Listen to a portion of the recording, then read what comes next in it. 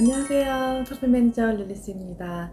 벌써 올해도 가을이네요. 올해 안에는 꼭 좋은 사람 만나겠다 다짐하셨던 분들 좋은 분 만나셨는지 모르겠어요. 결혼정보회사는 코로나가 풀리면서 잠시 자만추를 찾아 떠나셨다가 내가 연애를 못하는 게 코로나 때문이 아니었구나 라는 걸 깨달으시고 다시 돌아오시는 분들로 인해 굉장히 바빠지는 중입니다. 매년 추석 명절 잔소리도 그렇고 또 연말이 다가오면서 조급해지는 마음에 결정사 문제를 하시는 분들도 많이 계시기도 하고요. 그래서 가을 그리고 내년 설까지가 좀 많이 바쁜 시기이기도 해요. 그만큼 미팅 성공률도 높고 교제 성공률도 높은 시기이니 이 타이밍에 가입하시면 좀 더 원활한 만남이 가능하실 수도 있겠네요. 기왕 내가 결정사를 가입해보고자 고민을 하고 있는 중이시라면 미루지 마시고 시작하기 좋은 타이밍인 것 같습니다. 오늘은 많은 분들이 결혼을 결심하기까지 가장 고민하시는 부분이기도 한 이 사람과 정말 결혼해도 될까? 라는 물음에 대해서 얘기를 해볼까 해요. 요즘은 결혼 자체에 대해서도 좀 부정적인 분들이 많이 계시기 때문에 결혼에 대한 생각 자체를 그냥 미루거나 아예 비혼을 결심하시기도 하고, 그래도 나는 좋은 사람 만나서 좀 행복하게 결혼 생활을 잘 꾸려나가고 싶다 하시는 분들 많이 계시기도 하죠. 그런 분들조차도 근데 과연 어떤 사람과 결혼하는 게 좋은 것인지, 내가 지금 만나고 있는 이 사람과 결혼하는 게 과연 맞는 것인지에 대해서 굉장히 많은 고민을 하시게 되실 거예요. 뭔가 이 사람이다 라는 확신이 딱 든다고 하면 고민할 것도 없이 편하고 좋겠지만, 결혼이라는 것 자체가 단순하게 좋아하는 마음만으로 결정할 수 있는 것이 아니기 때문에 이런저런 조건들도 볼 수밖에 없고, 또 평생을 살아야 하니 인성과 또 아이를 같이 키우게 됨에 있어서의 부모로서의 모습까지도 고려해보지 않을 수가 없겠죠.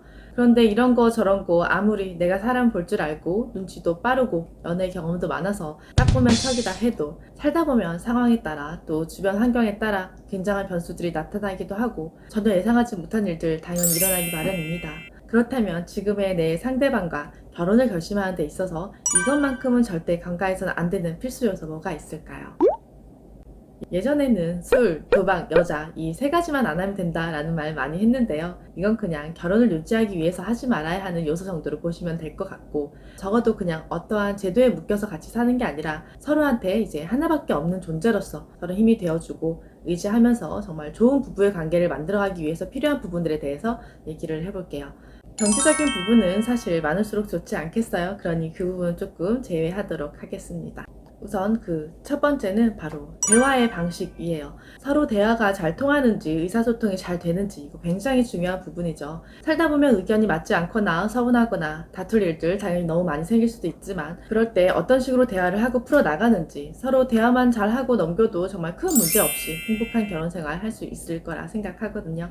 사이가 좋을 때야 마냥 받아주고 이해하고 좋겠지만, 불만을 이야기할 때나 화가 난 상황에서 나의 의견을 상대방에게 전달하기 위해 어떠한 방식을 쓰는지, 또 조율하는 과정이 어떠한지는 잘 보시는 게 중요해요. 너무 독단적이면서 강요를 하거나 가르치려고만 한다거나 혹은 불편한 대화는 무조건 회피만 하는 대화 방식은 절대로 행복한 부부관계를 만들어갈 수 없기 때문에, 흔히들 티키타카라는 말도 많이 쓰기도 하죠. 평상시 둘의 대화 방식이 어떤지에 대해 한번 냉정하게 생각해 보시면 좋을 것 같아요. 그리고 두 번째는 책임감입니다. 연애할 땐 너무 좋죠. 세상에 둘만 있었으면 좋을 때도 있고, 일이고 공부고 뭐고 연애만 하고 싶어질 때가 옵니다. 하지만 결혼을 하게 된다면 서로에게, 그리고 가정생활을 지키기 위해 참고 인내하고 포기해야 할 부분들이 많이 생기죠.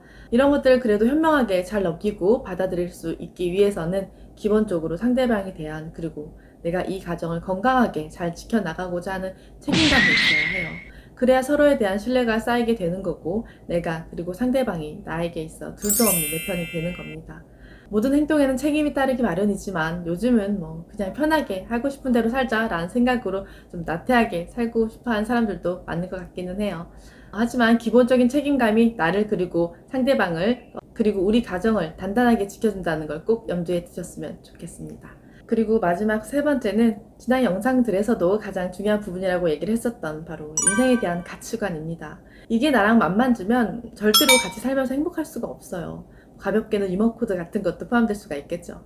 내가 살아가고자 하는 방향성이 아예 똑같지는 않더라도 그래도 비슷은 해야 같은 곳을 바라보며 갈 수 있는 거니까, 뭐가 맞다 틀리다 라고 할 수 없는 부분이기 때문에 나와 가치관이 다르다고 해서 그걸 탓할 수도 없는 거고, 무조건 나의 가치관에 따르라고 할 수도 없는 거기 때문에 이 부분은 애초에 처음부터 어느 정도의 큰 방향성, 그 결은 비슷해야 한다고 생각을 해요.